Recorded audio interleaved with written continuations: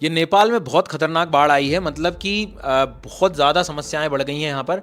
300 से ज़्यादा travellers missing है, जिसमें 100 से तो ज़्यादा भारत के आसपास दिखाई दे रहे हैं। दूसरी बड़ी बात है कि ये आई क्यों, इसको ज़रा हम समझते हैं, और कहाँ आई है ये भी देखेंगे ज़रा मैप पे हम।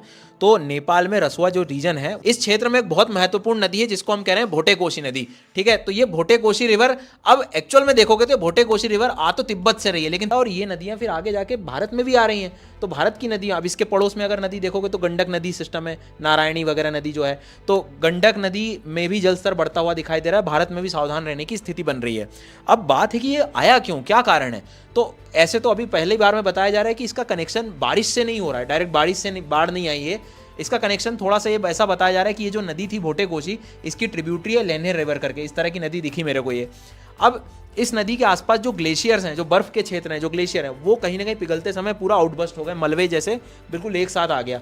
तो जब ये ग्लेशियर्स जो होते हैं एक साथ जब फटते हैं, पूरे नीचे की तरफ आते हैं, तो बहुत बड़े तबाही, मतलब एक तरह से जैसे हम देख पा रहे हैं। तो बस ऐसे ही हुआ कि इस लेन्धे रिवर में काफ़ी ज़्यादा इकट्ठापन हो गया, ब्लॉक कर दिया इस रिवर ने सारा सिस्टम को, और एकदम से ट्रिगर की है बाढ़ को। तो अभी जो पहली कुछ ऐसी न्यूज़ आ रही है वो इस तरह से आ रही है। खैर, अगर और कुछ आगे अपडेट भी आएगी तो मैं आपको इन्फॉर्म करूँगा, फॉलो कर लीजिए मुझे।